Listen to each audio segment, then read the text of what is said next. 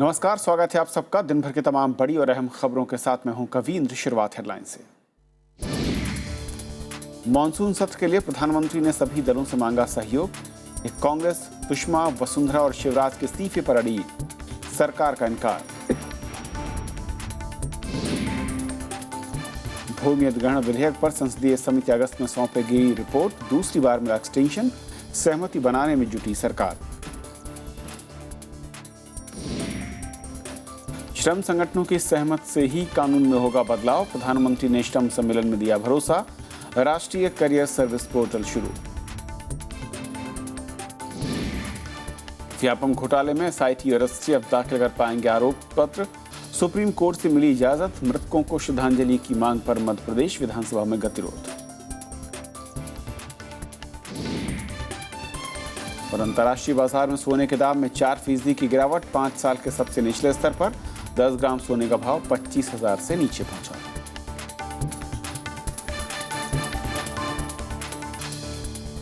और आइए देखते हैं पहली खबर।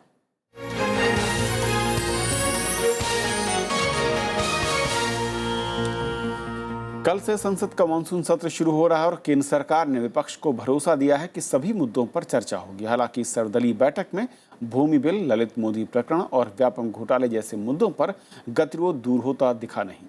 कांग्रेस सुषमा स्वराज, शिवराज सिंह चौहान और वसुंधरा के इस्तीफों को लेकर अड़ी हुई है, तो सरकार ने किसी भी इस्तीफे से इनकार कर दिया है। इन दो तस्वीरों से मानसून सत्र को लेकर केंद्र सरकार की तैयारियों का अंदाजा लगाया जा सकता है। संसदीय कार्य मंत्री वेंकैया नायडू की ओर से बुलाई गई बैठक में प्रधानमंत्री नरेंद्र मोदी ने सभी मुद्दों पर चर्चा की पेशकश की है। प्रधानमंत्री ने जोर दिया कि संसद की कार्यवाही चलाना सभी की जिम्मेदारी है। उन्होंने भूमि विधेयक को आगे बढ़ाने में सहयोग की अपील की। आशा व्यक्त किया पार्लियामेंट में सार्थक चर्चा हो, देश के हित में हम सब लोग मिलकर काम करें। सरकार कोई रचनात्मक सुझाव आए तो उसके बारे में चर्चा करने के लिए तैयार है। हालांकि कांग्रेस सत्र के दौरान ललित मोदी प्रकरण के साथ ही व्यापम घोटाले पर भी सरकार को घेरने की पूरी तैयारी में है। ट्रांसपेरेंसी का वादा किया था, लेकिन ये अंधकार जो आज हो रहा है देश में, इसके लिए गवर्नमेंट को रिस्पांसिबल होना और पार्लियामेंट से पहले जो लोग ललित गेट में इन्वॉल्व हैं और जो व्यापम में इन्वॉल्व हैं, उन पर कार्रवाई करनी चाहिए। सरकार ने किसी के भी इस्तीफे से साफ इनकार कर दिया। Honorable Minister for External Affairs has volunteered that she would come and would like to speak on the subject which is being raised, the wrong interpretations which are being given, and Sushma Swaraj ji in the party meeting has expressed that she would like to come and explain. JDU और Samajwadi party समेत कई दल संसद के चलने के पक्ष में दिखे। सदन चलेगा, लेकिन सरकार जो है वो चर्चा को होने दे। चर्चा जो अपोजिशन चाहे, वो जो रूलिंग यानी ट्रेजरी बेंचेस है, वो उसको होने दें। बैठक में तृणमूल कांग्रेस का कोई भी प्रतिनिधि शामिल नहीं हुआ। लोकसभा अध्यक्ष सुमित्रा महाजन ने भी सभी दलों के नेताओं से संसद को सुचारू रूप से चलाने की अपील की। सबने कहा है कि हम सहयोग करेंगे। अब देखो, विपक्ष को अपनी बात भी तो कभी जोरदार करना ही होती है, तो वो मर्यादा में रह करके वो करे, ऐसी अपील हमने करी है। सरकार मानसून सत्र में 11 नए बिल पेश करना चाहती है। इसके अलावा राज्यसभा में लंबित 9 और लोकसभा में लंबित 4 विधेयक भी सरकार के विधायी एजेंडे में शामिल है। विशाल दहिया, राज्यसभा टीवी।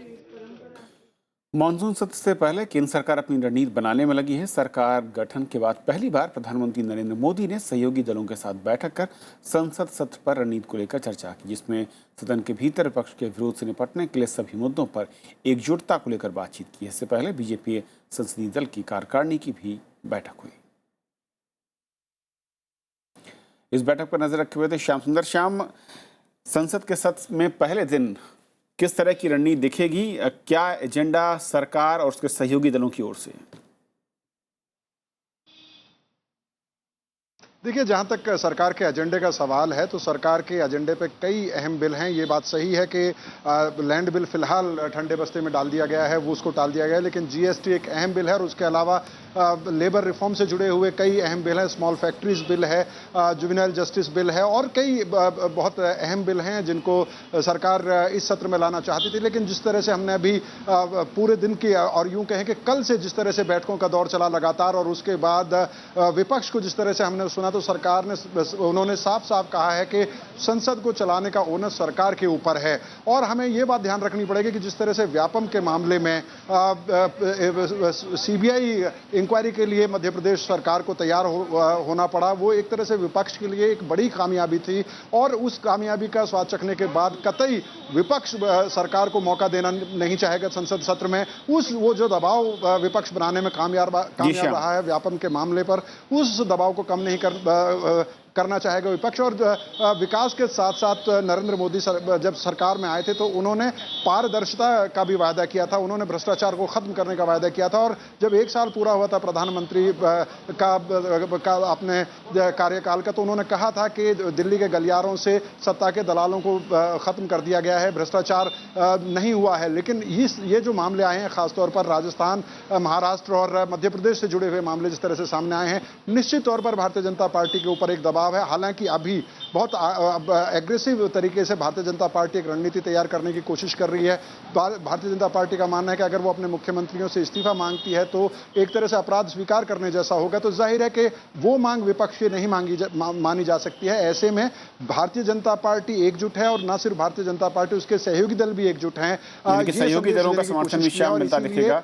ये 1 साल बाद एनडीए की एक बैठक बुलाई गई। जी श्याम, बहुत बहुत शुक्रिया इस अपडेट के लिए आपका। और हमारे साथ विनोद शर्मा जी हैं, राजनीतिक संपादक हिंदुस्तान टाइम्स से। विनोद जी, ये सत्र बहुत अहम दिख रहा है और कह रहे हैं कि भले ही मानसून में बारिश कम ज़्यादा हो रही हो, लेकिन यहाँ पर आरोपों की बारिश खासी रहने वाली है। मुद्दों की एक लंबी फहरिस्त है और विपक्ष के तेवर बहुत ही ज़्यादा तीखे हैं, अगर पिछले मैं कहूँ कंपेयर करूँ सत्र से। तो देखिए, ऐसा कि मानसून सेशन जो होता है वो हमारी संसद का सबसे छोटा सेशन होता है, 3 हफ्ते का सेशन होता है। और ऐसी आशंका है कि भले ही बाहर बहुत बरसात हो रही हो, और अच्छा है बाहर बरसात हो रही है, लेकिन सदन के अंदर कानून साजी का सूखा हो सकता है, पड़ जाए। मैं समझता हूँ कि ये सरकार के हुनर पे डिपेंड करता है कि विपक्ष का रवैया क्या रहता है। कुछ ऐसे दल हैं जो बहस चाहते हैं, अभी जेडीयू ने बोला वो बहस चाहते हैं, वाम दल हमेशा बहस चाहते हैं, और समाजवादी पार्टी ने भी कहा है कि गतिरोध नहीं होना चाहिए। लेकिन कुछ ऐसे मुद्दे हैं जिन पर जो विपक्ष जो है वो रूलिंग पार्टी को आड़े हाथों लेना चाहेगा, और उसमें 3 बड़े मुद्दे हैं। मिसाल के तौर पर ललित गेट, मिसाल के तौर पर व्यापम, मिसाल के तौर पर जो महाराष्ट्र में पंकजा मुंडे के साथ जो उनकी कंट्रोवर्सी जुड़ी हुई है, और फिर एक पीडीएस का मसला है छत्तीसगढ़ में। तो ऐसे मौके से तो विपक्ष चूकता नहीं है, क्योंकि विपक्ष में जो भी पार्टी हो, भले भारतीय जनता पार्टी हो या कांग्रेस हो या कोई भी पार्टी हो, वैसे मैं कोई छोड़ती नहीं है। लेकिन ये जो त्यागपत्र की मांग है, देखिए, जब जब विपक्ष किसी का त्यागपत्र मांगता है तो उसकी एक तरह से नौकरी पक्की हो जाती है। और कांग्रेस ने, मुझे ये संदेह है कि जब उन्होंने सुना कि वसुंधरा जी को और शिवराज चौहान जी को दिल्ली बुलाया गया है बातचीत के लिए शीर्ष नेतृत्व के द्वारा, तो उन्होंने डिमांड कर डाली कि इनको आप रिज़ाइन करवाएं और सुषमा जी को रिज़ाइन करवाएं।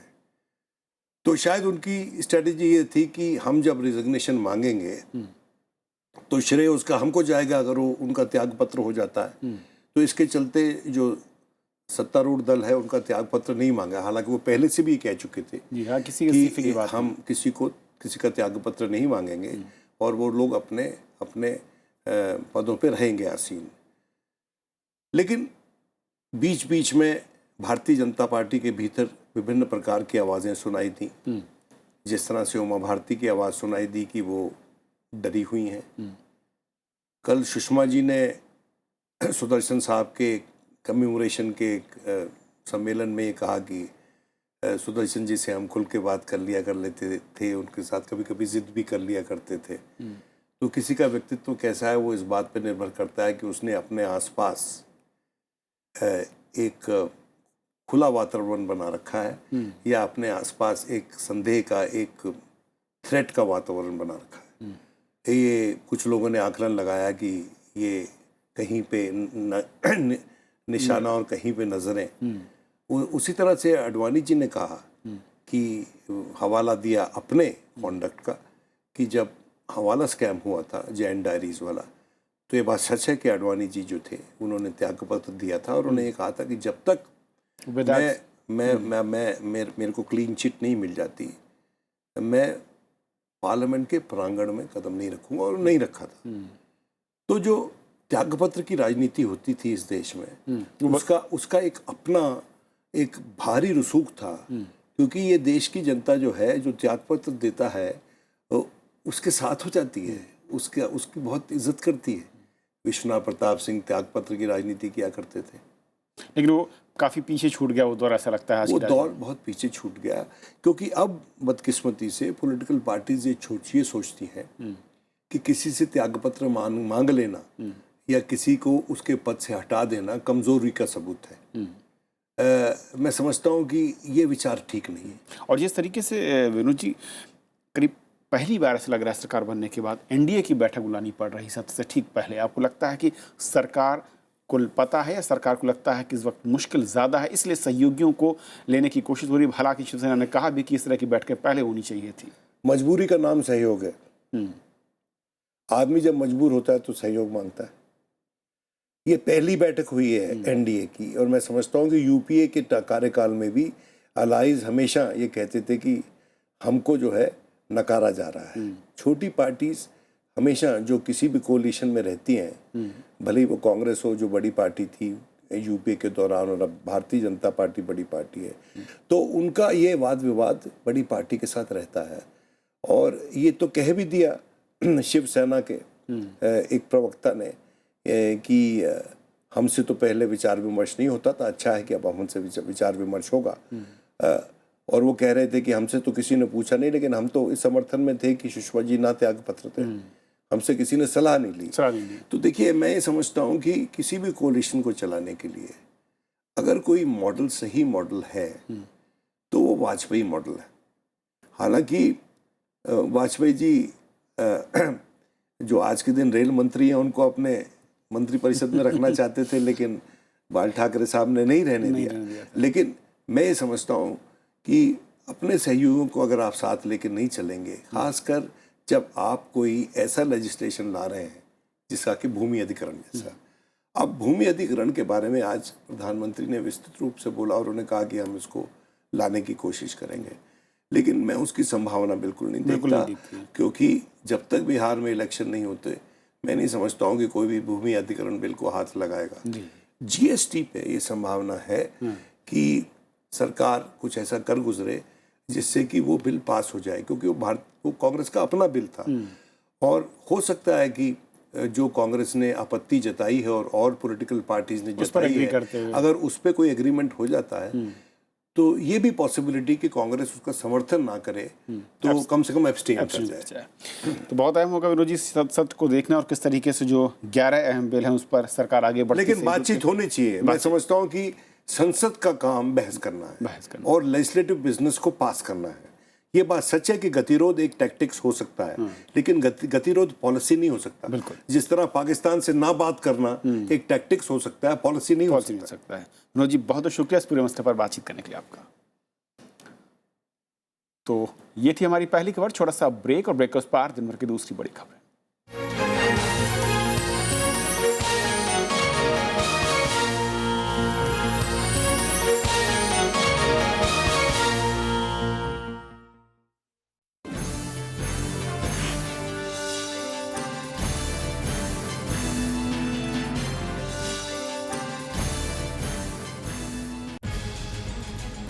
मॉनसून सत्र कल से, उठेंगे मुद्दे, होगी बहस धुआंधार। देखिए देश देशांतर मॉनसून सत्र आज रात 8:30 बजे।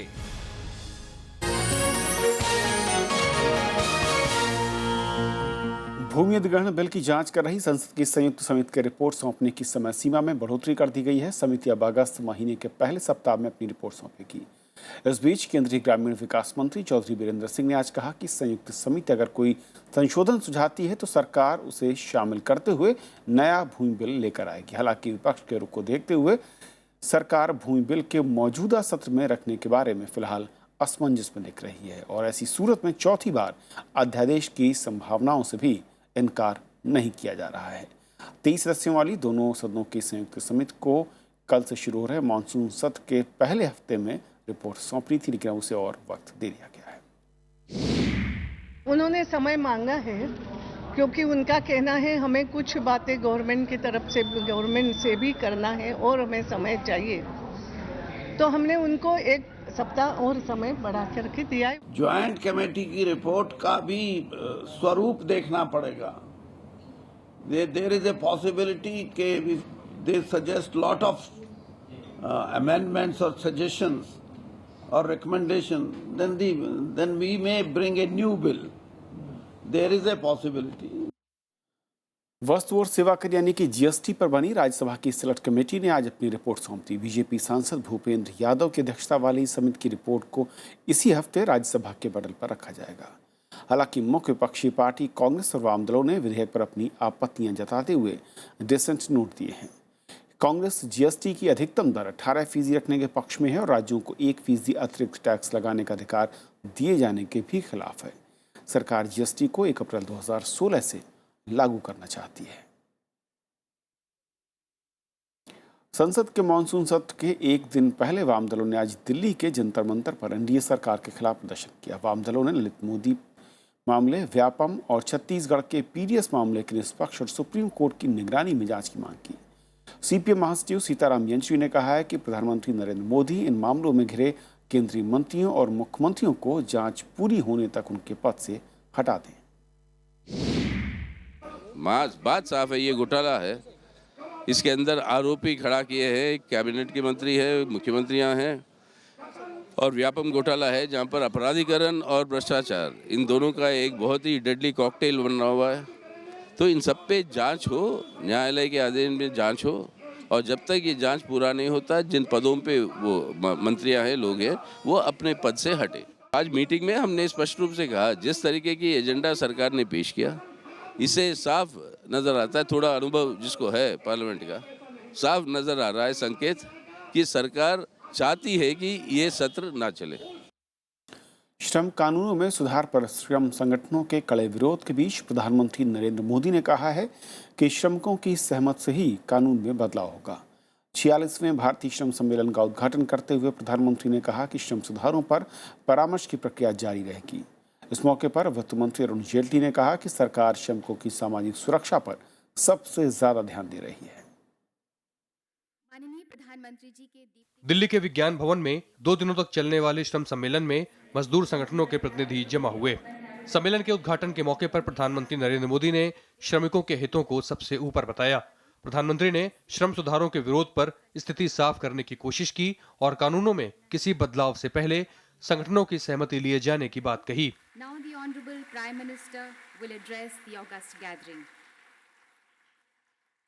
समस्याओं का समाधान करने में हम कोई न कोई रास्ते खोलते चलेंगे और सहमति से कानूनों का भी परिवर्तन करना होगा। कानूनों में कोई जोड़ना होगा, कुछ निकालना होगा, वो भी सहमति से करने का प्रयास करते ही रहना चाहिए। निरंतर प्रक्रिया चलती रही है, आगे भी चलती रहने वाली है। प्रधानमंत्री ने कहा कि उद्योगों, उद्योगपतियों, सरकार और श्रमिकों के हितों के बीच सामंजस्य होना चाहिए। प्रधानमंत्री ने इस बात पर भी अफसोस जताया कि देश में अप्रेंटिस यानी कारखानों में प्रशिक्षण लेने वाले प्रशिक्षुओं की संख्या बहुत कम है। उन्होंने उद्योग जगत से युवाओं को अधिक से अधिक मौके देने की बात कही ताकि उनकी संख्या 3 लाख से बढ़ाकर कम से कम 20 लाख की जा सके। चीन में अप्रेंटिस की संख्या लगभग 2 करोड़ है। प्रधानमंत्री ने इस दौरान नेशनल करियर सर्विस पोर्टल का भी उद्घाटन किया।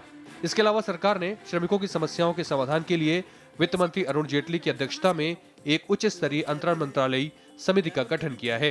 वित्त मंत्री ने कहा कि सभी श्रमिकों को सामाजिक सुरक्षा से जोड़ा जाएगा।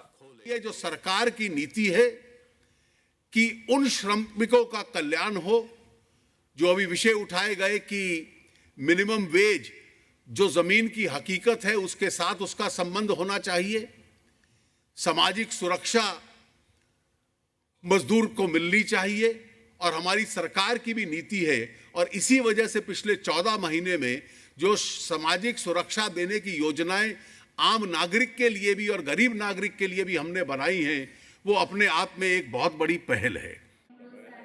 दरअसल रविवार को ही श्रम संगठनों के प्रतिनिधियों ने अपनी 12 सूत्री मांगों और श्रम कानूनों पर चिंता के मामले में प्रधानमंत्री से मुलाकात की थी, लेकिन ये बैठक बेनतीजा रही और मजदूर संगठनों ने 2 सितंबर को राष्ट्रव्यापी हड़ताल पर जाने का फैसला किया है। प्रणब गोस्वामी, राज्यसभा टीवी। सीबीआई की याचिका पर सुनवाई करते हुए सुप्रीम कोर्ट ने एसआईटी और एसटीएफ को व्यापम मामले में आरोपियों के खिलाफ चार्जशीट दायर करने की इजाजत दे दी है।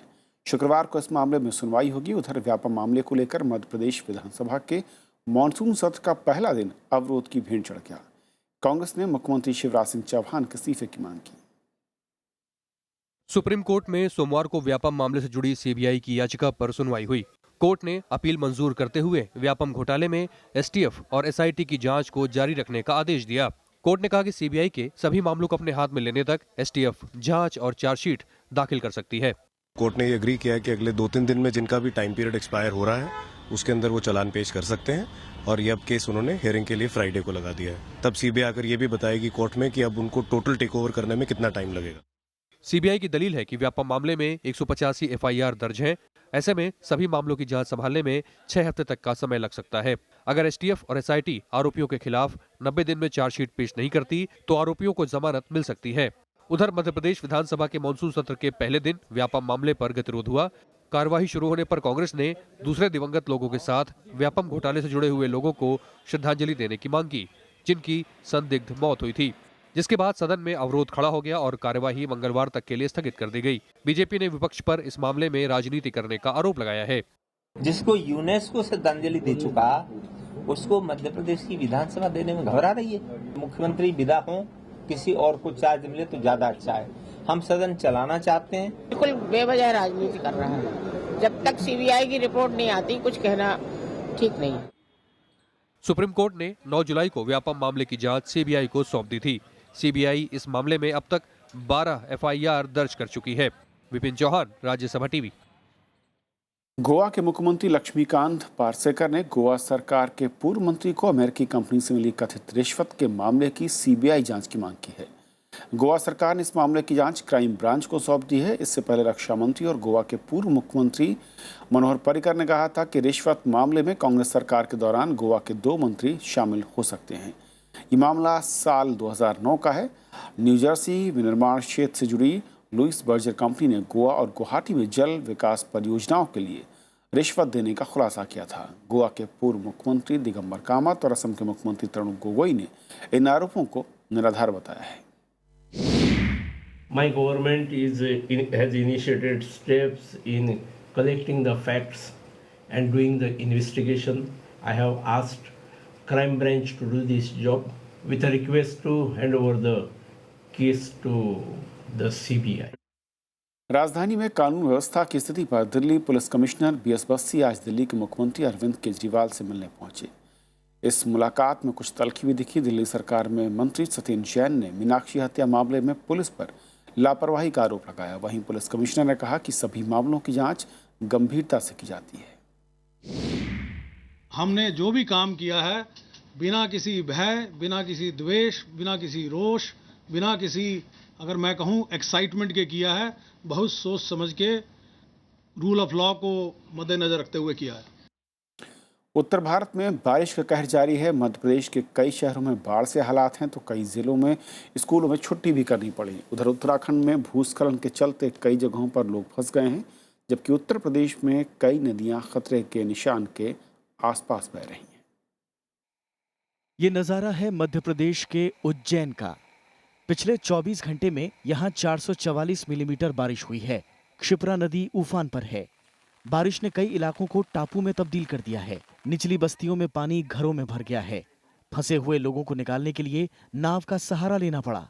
रेलवे ट्रैक पर पानी भरने के बाद 14 ट्रेनों को रद्द करना पड़ा, जबकि राजधानी भोपाल समेत मध्य प्रदेश के कई दूसरे शहरों में भी यही हाल है। पिछले 24 घंटे के अंदर लगभग 14 इंच की बारिश हुई है और इस बारिश से जनजीवन प्रभावित हुआ है। निचली बस्तियों में पानी भरने की स्थिति और उन लोगों को जो निचली बस्ती के क्षेत्र में बाढ़ से प्रभावित हुए हैं, उन लोगों को निकालकर सुरक्षित स्थान पर पहुंचाने के लिए निरंतर प्रयास जारी है। इधर झारखंड में बाढ़ से 9 बच्चों समेत 10 की मौत हो गई। उत्तर प्रदेश के मिर्जापुर में बिजली गिरने से 3 लोगों की मौत हो गई, जबकि सोनभद्र में भी बिजली गिरने से 2 लोगों को जान गंवानी पड़ी। गंगा और घाघरा नदियां उफान पर हैं। पूर्वी उत्तर प्रदेश के कई इलाकों में बाढ़ का खतरा बना हुआ है। बाढ़ ऐसा है कि अभी पानी जो है कि वृद्धि पर है, तेजी पर। इस समय बाढ़ जो अपने तेजी पर है, गंगा अपने तूफान पर मतलब बढ़ रही है।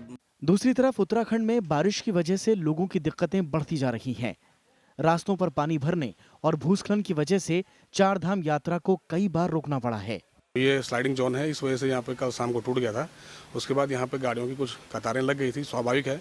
और सुरक्षा के दृष्टिकोण चूँकि श्रीनगर थोड़ा सा कहीं ना कहीं सुरक्षित है और जो यात्रीगण आते हैं 4 धाम से, तो उनके लिए ठहरने और खाने की व्यवस्थाएं भी अच्छी है। इस वजह से इन लोगों को हमने श्रीनगर में ही रोका है। जम्मू कश्मीर में बारिश से कई जगह बाढ़ और भूस्खलन के हालात हैं। गुजरात और राजस्थान में भी लगातार बारिश हो रही है।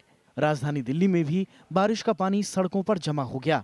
इससे दफ्तर जाने वाले लोगों को परेशानियों का सामना करना पड़ा। Bureau report, Rajya Sabha TV. अंतर्राष्ट्रीय बाजार में सोने के दाम में आई भारी गिरावट के बाद भारतीय बाजार में भी सोने का भाव गिरकर 5 साल के निचले स्तर पर पहुंच गया। बाजार में इस वक्त 10 ग्राम का सोने का भाव 25,000 के करीब है। अप्रैल 2010 के बाद से ये सोने के सबसे कम दाम है। आज सोना स्टैंडर्ड के दाम 25,950 रुपये प्रति 10 ग्राम था, जबकि 22 कैरेट जेवराती सोना महज 24,700 रुपये प्रति 10 ग्राम। इसके अलावा बाजार में चांदी और प्लेटिनम के दाम भी कम हुए हैं। तुर्की में आज हुए बम धमाके में 27 लोगों की मौत हो गई है और 100 से ज़्यादा लोग घायल हुए हैं। तुर्की ने इसे आतंकी हमला बताते हुए इसके पीछे आतंकी गुट इस्लामिक स्टेट के हाथ होने का दावा किया। धमाका सीरिया की सीमा से सटे शहर सुरूक के कल्चरल सेंटर में हुआ। राहत और बचाव दल मौके पर पहुंच गया और घायलों को तुरंत हॉस्पिटल ले जाया गया। ग्रीस के बैंक आज 3 हफ्ते तक बंद रहने के बाद दोबारा खुल गए। हालांकि अभी भी ग्राहक अपने बैंक खातों से एक बार में 420 यूरो से ज़्यादा नहीं निकाल पाएंगे। इसके अलावा देश से बाहर धनराशि भेजने पर लगी रोक अभी जारी है। ग्रीस के बैंक एसोसिएशन ने उम्मीद जताई है कि जल्द ही स्थिति सामान्य होगी। एथेंस के शेयर बाजार अभी अगली सूचना तक बंद हैं। आर्थिक संकट से जूझ रहे ग्रीस में बैंकिंग व्यवस्था को चलाने के लिए 29 जून को सभी बैंक बंद कर दिए गए थे। तो खबरों के आज के सफर में इतना ही, लेकिन जाते जाते छोड़ जाते हैं देश और दुनिया की कुछ और बड़ी खबरों के साथ। नमस्कार। जम्मू कश्मीर में पुंछ में पाकिस्तान की ओर से बीती रात सीमा चौकियों पर गोलीबारी की गई, जिसका सेना की ओर से माकूल जवाब दिया गया। पिछले 5 दिनों में सीज फायर उल्लंघन की ये 7वीं घटना है। विदेशी चंदा लेने के मामले में सामाजिक कार्यकर्ता तीस्ता सीतलवाड़ ने आज सीबीआई के सामने अपना बयान दर्ज कराया। तीस्ता की संस्था सबरंग कम्युनिकेशन पर FCRA का उल्लंघन करके 1 करोड़ 80 लाख रुपए का विदेशी चंदा लेने का आरोप है। Bombay high court hit and run मामले में अभिनेता सलमान खान की अपील पर 27 जुलाई को सुनवाई करेगी। निचली अदालत ने हिट एंड रन मामले में सलमान को दोषी ठहराया था और 5 साल तक की कैद की सजा सुनाई थी। BCCI की ओर से जस्टिस लोढ़ा कमेटी की रिपोर्ट का अध्ययन करने के लिए बनी कमेटी में पूर्व कप्तान सौरव गांगुली को भी शामिल किया गया है। IPL chairman Rajiv Shukla committee की अध्यक्षता करेंगे। कमेटी को 6 हफ्तों के भीतर अपनी सिफारिशें देनी है। यमन के अदन शहर में विद्रोहियों की गोलीबारी में 57 लोगों की मौत हो गई और हादसे में 215 से ज्यादा लोग घायल हुए हैं। इधर यमन सरकार ने अदन में विद्रोहियों के खिलाफ स्थिति मजबूत होने का दावा किया है।